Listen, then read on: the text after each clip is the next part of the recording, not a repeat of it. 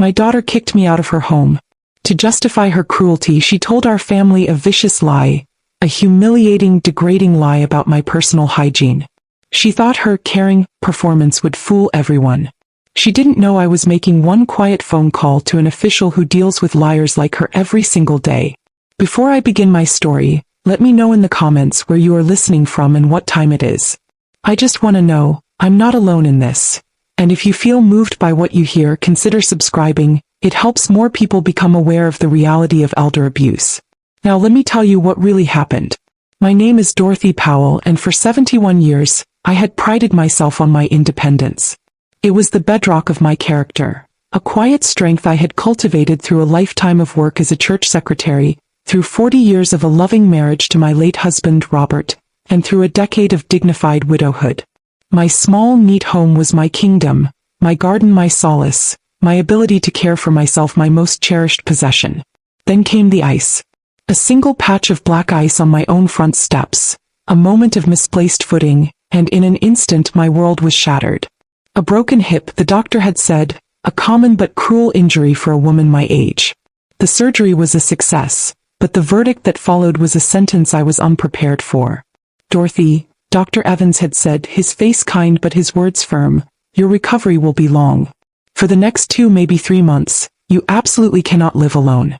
You'll need daily assistance with everything from bathing to meals. You need full-time care. The words struck me with a terror far greater than the fall itself. I had no one.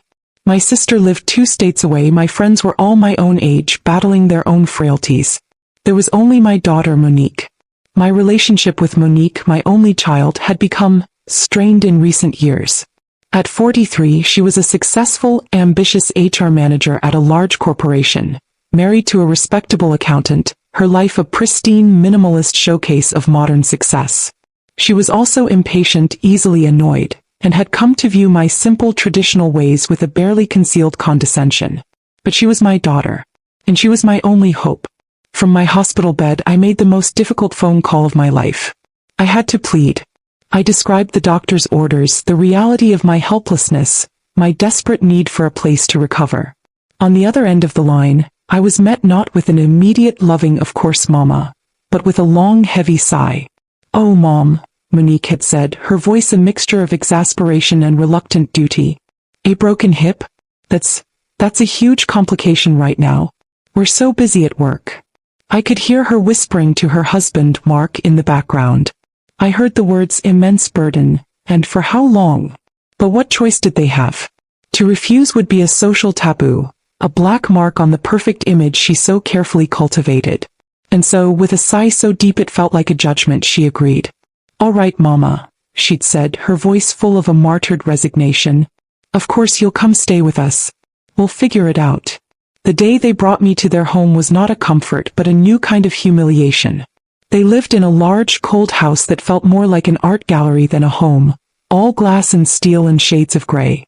There was no warmth, no soul. My temporary room was a small, sterile guest room at the back of the house, far from the main living areas. My presence from the very first day was treated as an unwelcome disruption to their perfect, orderly lives. Monique's care was a performance of resentful obligation. My requests for help to get to the bathroom were met with impatient sighs. The meals she provided were often just the cold leftovers from their own dinners. She made it abundantly clear in 1,000 small ways that I was a burden. "Mama, are you sure you need another glass of water?" she'd ask, as if my thirst were a personal failing. I just sat down. "Try not to make a mess with your pills, Mom," she'd say, placing them just out of my easy reach. I tried to be invisible, to take up as little space as possible.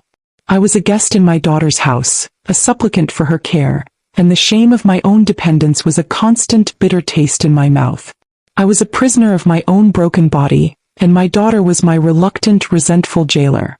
I spent my days in that quiet, gray room, my heart aching with a loneliness so profound it felt like a physical pain, counting the minutes until I could be independent again, until I could return to my own home, my own life.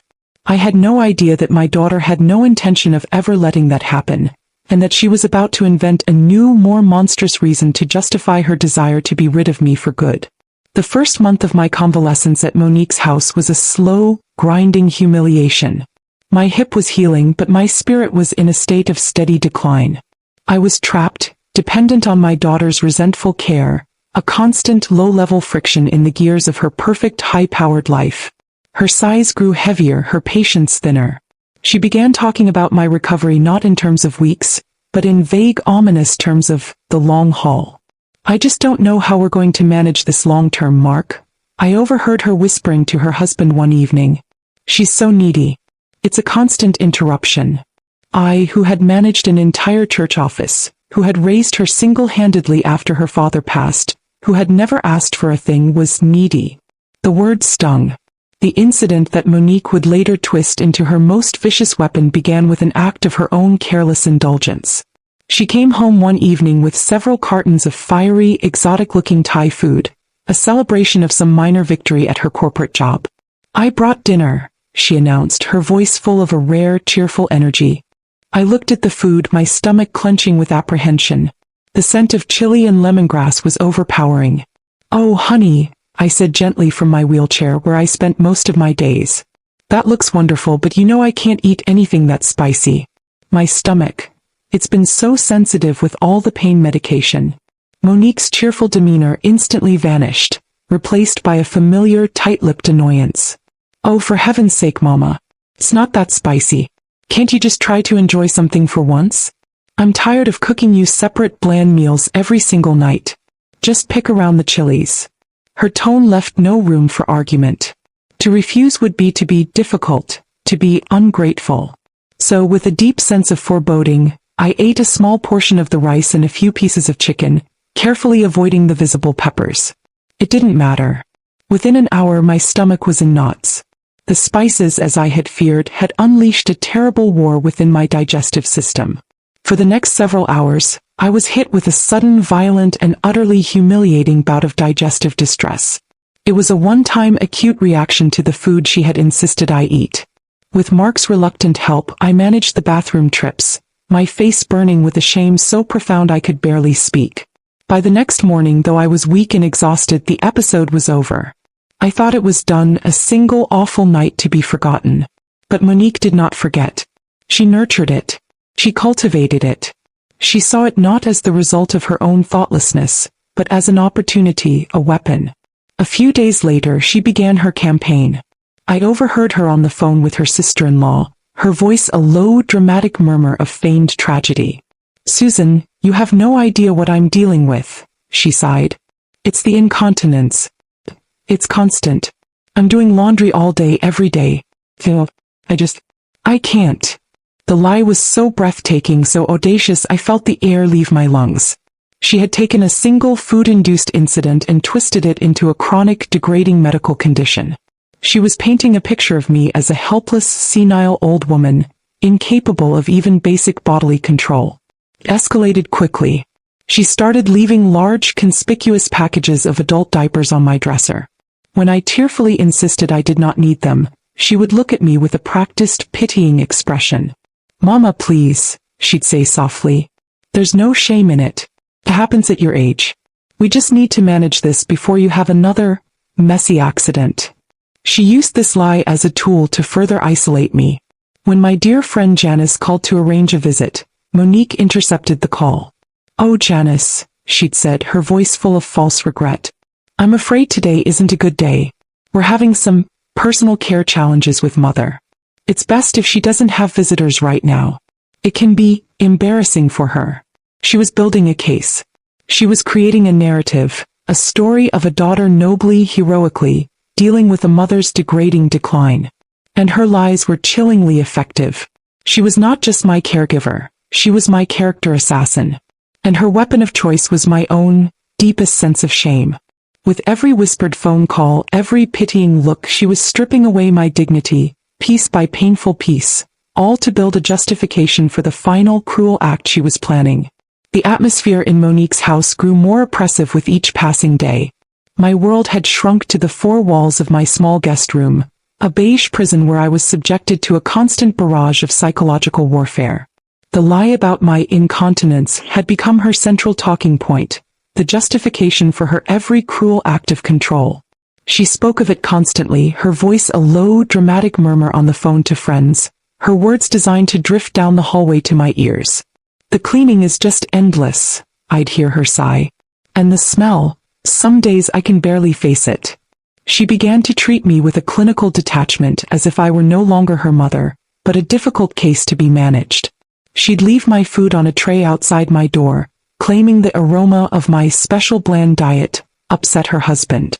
She insisted on helping me with my personal care, a help that was a daily, profound humiliation, her every touch impatient, her every word a condescending reminder of my supposed helplessness. My own daughter was making me feel like a disgusting, decaying object.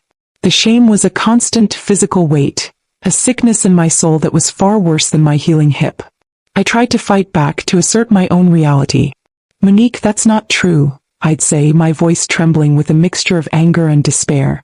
"I do not need these diapers. I am perfectly capable of taking care of myself."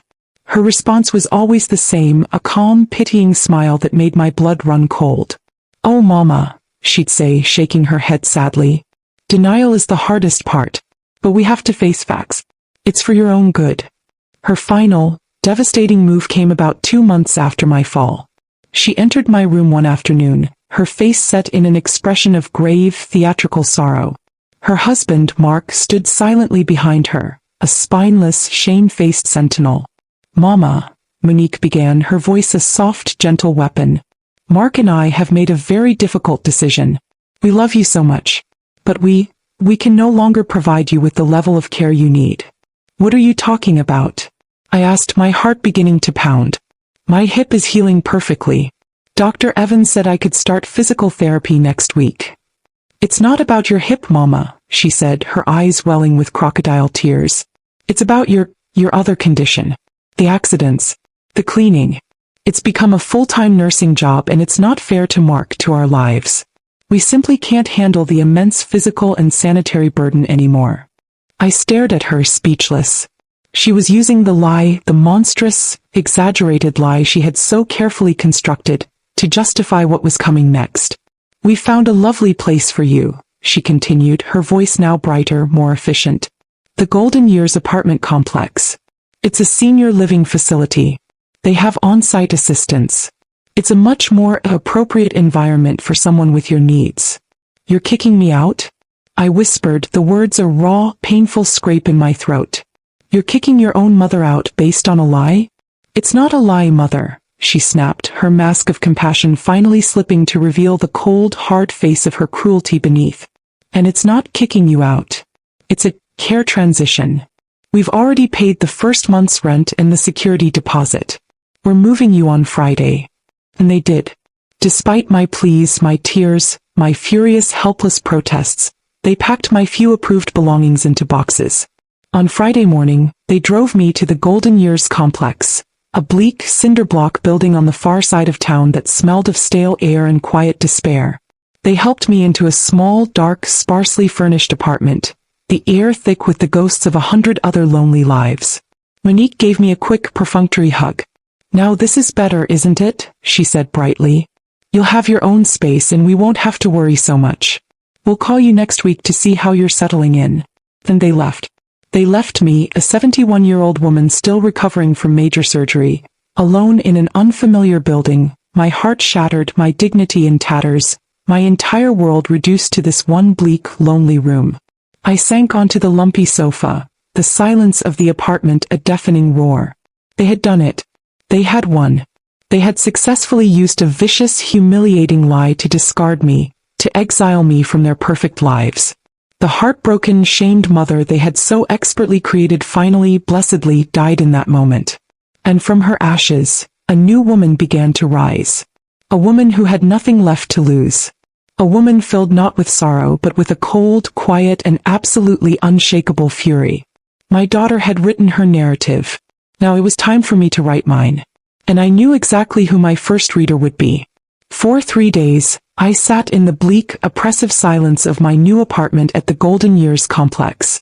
It was a place where dignity went to die, a warren of identical beige hallways and lonely television-lit rooms. The other residents I saw were shadows, shuffling through their days with a quiet, defeated resignation that I refused to let infect my own soul. My daughter Monique had intended this place to be my final chapter, a place for me to fade away quietly, my spirit broken by her lies and my own shame. She was about to be very disappointed. My grief, the profound, shattering grief of a mother betrayed, had burned itself out, leaving behind a cold, hard, and terrifyingly clear purpose. The physical pain in my hip was a constant, dull throb, a reminder of my vulnerability. But my mind, the mind of a woman who had managed a church office for 35 years, the mind that knew the power of facts, of documentation, of quiet, unassailable truth, had never been sharper. I would not engage in a messy, emotional battle with Monique.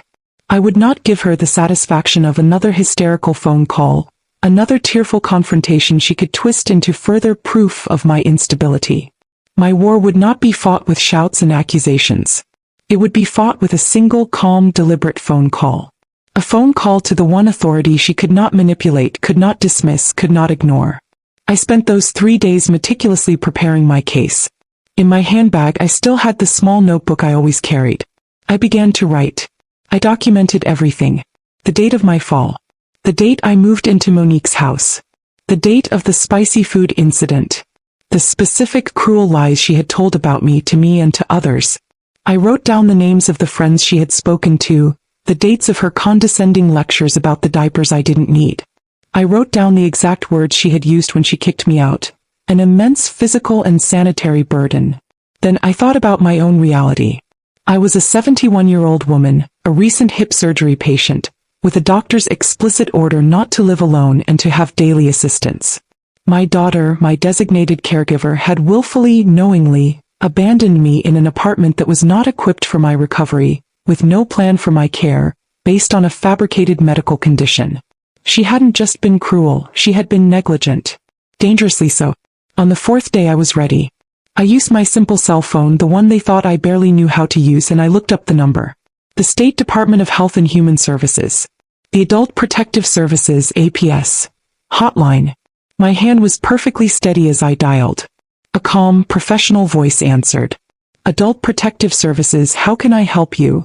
Hello, I began, my voice quiet but firm, the voice of a woman making a formal, serious report.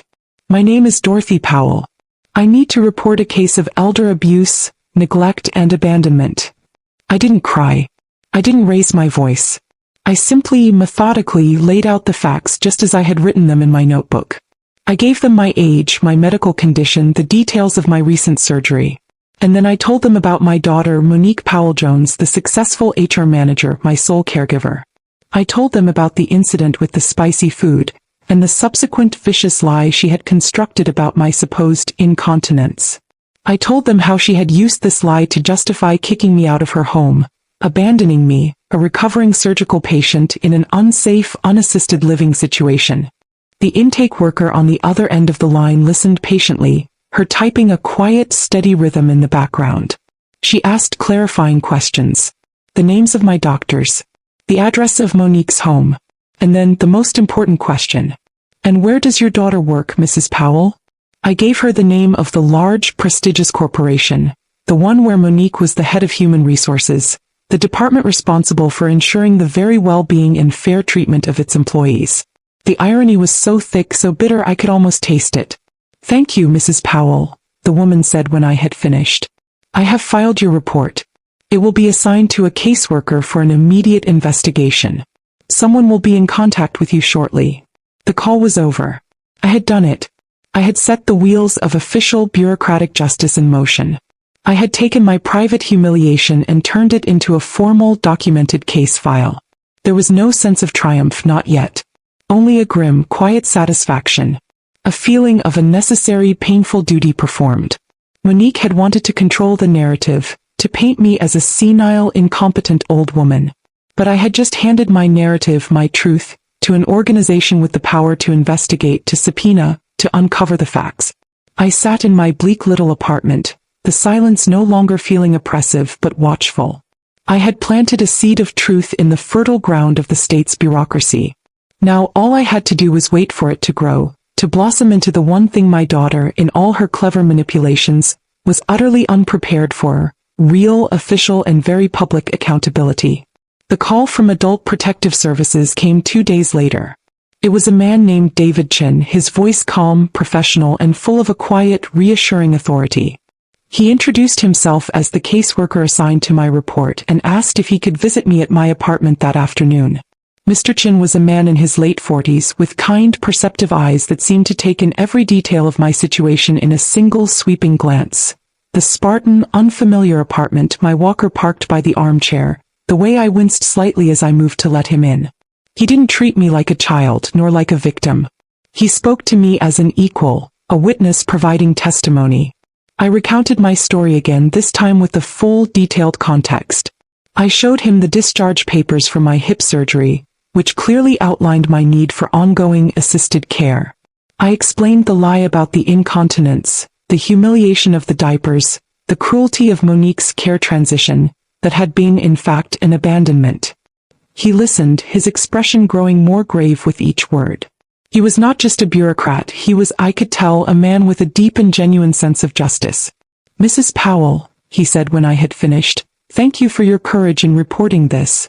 What you've described is a very serious case of neglect and psychological abuse." He made a few final notes in his file. "I have everything I need from you for now. My next step is to speak with your daughter, Mrs. Powell Jones." "She will lie," I said simply. "She is a very convincing liar." A small, grim smile touched his lips. "I have a great deal of experience with convincing liars, Mrs. Powell," he said. "Don't you worry." I had assumed he would call her, schedule a meeting, perhaps a formal interview at his office. I had underestimated the strategic mind of Mr. David Chin. The very next afternoon, just after 2 o'clock, he walked into the gleaming glass and steel lobby of the downtown corporate tower where Monique worked as the head of human resources. He did not have an appointment. He approached the main reception desk, a place where Monique herself had likely hired and fired people, a place that was the very symbol of her professional success and authority. "I'm here to see Monique Powell Jones," he said calmly to the receptionist. "My name is David Chin. I'm an investigator with the state's Adult Protective Services." The effect of those words, I was later told by a friend of a friend who worked on that floor, was electric. The receptionist's eyes widened. A hushed silence fell over the immediate area. The phrase, Adult Protective Services, is not one you hear in a corporate lobby without a jolt of alarm. Monique was called out from a meeting. She emerged, her face a mask of professional annoyance at the interruption, an expression that quickly morphed into one of pure, panicked horror when she saw who was waiting for her. Mr. Chin was polite, professional, and utterly relentless. In front of her colleagues, her subordinates, the very people whose careers she managed, he calmly, audibly stated his purpose. "Mrs. Powell Jones," he said, his voice carrying through the suddenly silent open-plan office, "I am here to discuss a serious and urgent report of neglect and abandonment concerning a vulnerable adult under your care, your mother, Dorothy Powell. We will need a private conference room. Immediately." The humiliation was absolute. It was a direct, devastating strike at the heart of her carefully constructed professional identity. She was Monique Powell Jones, the compassionate, competent HR manager, the woman who handled sensitive employee issues, who preached corporate responsibility. And she was now being publicly investigated for abandoning her own elderly mother. She tried to play it off, of course. She stammered, she protested, she attempted to frame it as a private family matter, a misunderstanding. But Mr. Chin was unmoved. He was an official agent of the state investigating a formal complaint, and he would not be deterred. She was forced to lead him, her face burning with a shame so profound it was almost visible, past the staring, whispering faces of her colleagues, into a glass-walled conference room. The transparent walls, a symbol of modern corporate transparency, now served as a fishbowl for her disgrace. Everyone could see her, trapped, being questioned by a government investigator. The interview, I learned, was a brutal dismantling of her lies. Mr. Chin presented her with the facts. Her mother's documented need for post-surgical care. Her sudden, unsupported relocation to a new apartment. He asked her to provide medical documentation for her mother's supposed incontinence and her unmanageable condition. She had none. He asked her to explain why her mother, a woman of sound mind, would feel the need to file a formal APS report if she was being cared for so lovingly. She had no answer. Her web of deceit, so effective when used against a heartbroken, isolated old woman, dissolved under the calm, professional scrutiny of an experienced investigator. Her lies were exposed not by a shouting match, not by a family drama, but by the quiet, inexorable turning of bureaucratic wheels she herself had set in motion with her cruelty. When Mr. Chin left her office an hour later, Monique's professional facade was in tatters. Her career, her reputation, her very identity as a competent, compassionate leader, had been irrevocably damaged.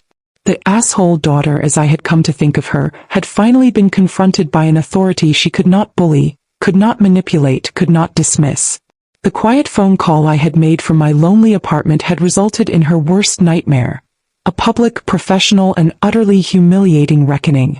The unannounced visit from Mr. Chin at Monique's office was not the end of the story. It was the beginning of her public and professional unraveling. An official investigation by Adult Protective Services is not a quiet affair. It is a meticulous, invasive process, and Monique, as both the accused and the head of human resources at a major corporation, was now at the center of a scandal she could not control. The investigation was thorough.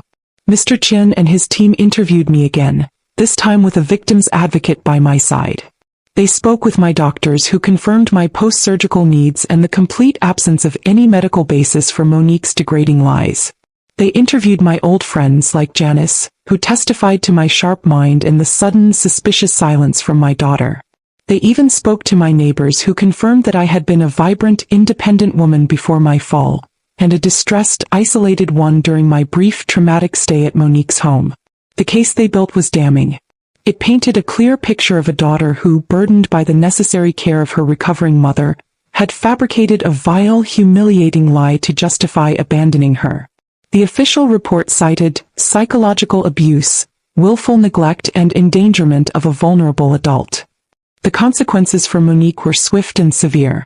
Her employer, horrified by the findings of the official investigation and the potential liability of having an HR manager accused of elder abuse, suspended her indefinitely. Her perfect career, the one she had prioritized over her own mother's dignity, was in ruins. Her professional reputation was destroyed. Faced with the undeniable evidence and the threat of potential legal charges, Monique and Mark were forced into a court-mediated settlement, overseen by APS. They had no choice but to agree to the terms laid out by my new pro bono lawyer, a woman arranged by Mr. Chen's office. The agreement was not about money. It was about my freedom and my safety. First, they were ordered to pay for and arrange my move into a comfortable, safe, and well-equipped assisted living apartment of my choosing, covering all my expenses for the first year to compensate for the emotional distress and financial instability they had caused. Second, a permanent restraining order was put in place, forbidding them from having any contact with me unless I initiated it. Third, and most satisfyingly, the judge ordered Monique to attend mandatory counseling and caregiver sensitivity training. My victory was complete, but it was a somber one. I found a beautiful little apartment in a vibrant senior community, a place filled with laughter, with activities, with new friends. I had my independence back. I had my dignity restored. My name was cleared. But I had lost my daughter. I knew with a certainty that still ached in my heart, that our relationship was likely broken beyond repair. One afternoon, about 6 months after I had moved into my new home, I received a letter. It was from Monique. It was not filled with excuses or justifications, but with a quiet, stilted, and for the first time seemingly genuine remorse. She spoke of her therapy, of the shame she felt, of the dawning, horrifying understanding of her own profound selfishness. I let my own impatience and my desire for an easy life turn me into a monster, Mom, she wrote. I don't expect your forgiveness. I don't deserve it. I just hope that one day you can find peace.